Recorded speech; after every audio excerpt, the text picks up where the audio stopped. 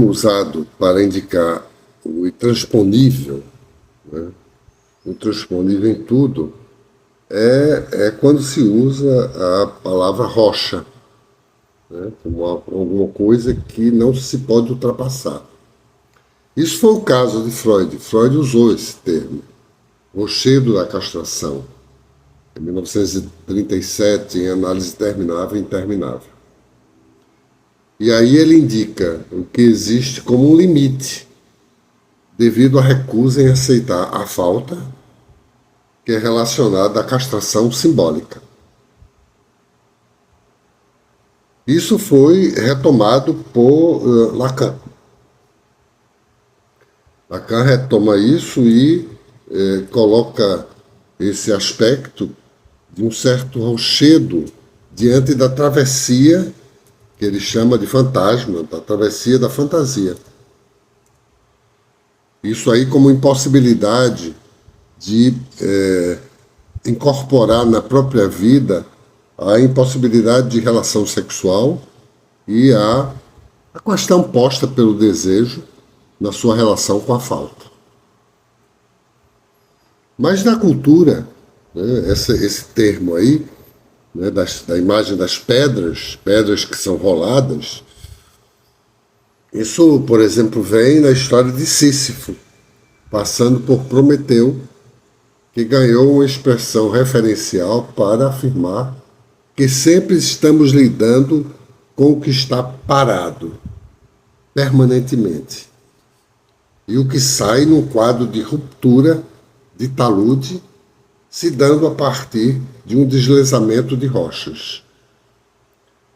O que em Sísifo profere a ideia de absurdo pela ausência de finalidade, pois o fim coincide com o começo, em Prometeu, o termo da fixidez numa rocha, na montanha de Cáucaso, localizada entre o Mar Negro e o Mar Cáspio, indica a espera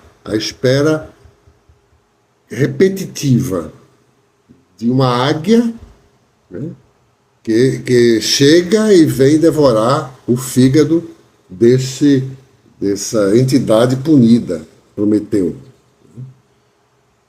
Já os povos originários do norte europeu, eles marcavam símbolos que serviam como pontos referenciais, tendo inclusive a função de amuleto perante os mistérios circundantes em pedras, as quais traziam segredos ou runas, usando o alfabeto como o Fudhat, envolvendo temas como amor, prosperidade, desafios. E também existiam poesias e memoriais funerários. A pedra preciosa era dada na Amazônia pelas icamiabas, né? Mulheres que tinham uma comunidade somente delas e que recebiam homens para poderem procriar, e ao final da germinação elas os presenteavam com uma pedra, né, um amuleto, uma joia de um peixe que era transformado em pedra preciosa com o respingo do seu sangue mágico. Outras pedras que são roladas são as que formam a relação com os demais, saindo do sentido dado pela ênfase do imaginário com o real. No campo formado pela alteridade primordial, essas pedras que surgem pelos caminhos e que registram o fato de que os demais são compostos a partir da própria formação de investimento subjetivo, têm um valor determinante, que é o de obter uma atenção exclusiva.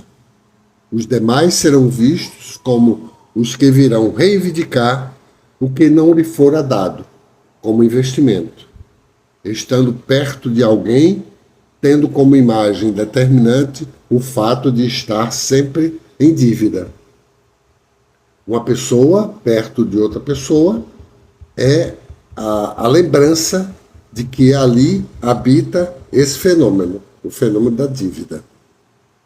É daí, em conjunto com o autoerotismo, que se vê formar o conduto de fatores filogenéticos e que são acolhidos por todos sob o formato de ser um tipo particular de identidade, ou eu.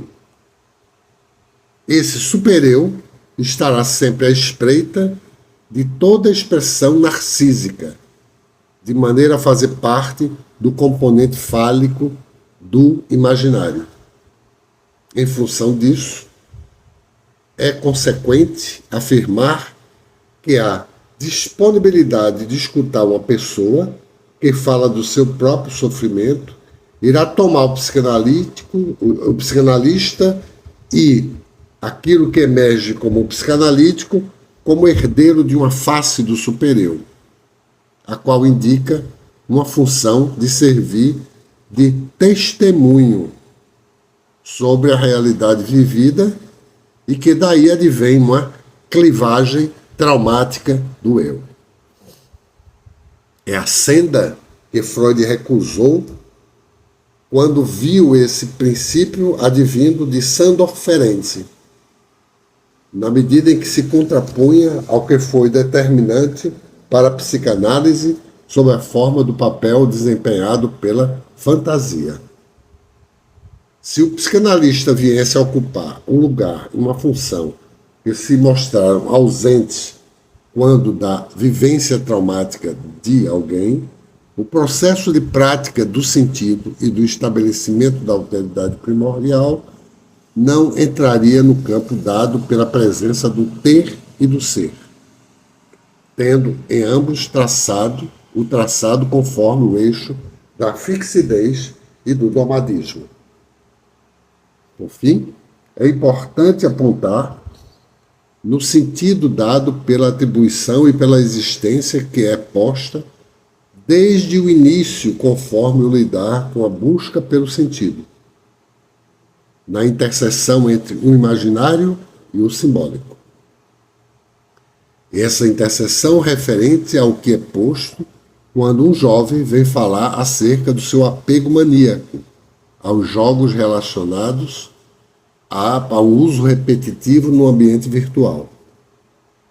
Um desses é descrito como RPG, feito de modo compartilhado com um grupo de ação que atua numa espécie de combate que é posto segundo a orientação desse jovem, que é o iniciante, o jogador, e organizando as táticas a serem postas para a efetividade de um combate.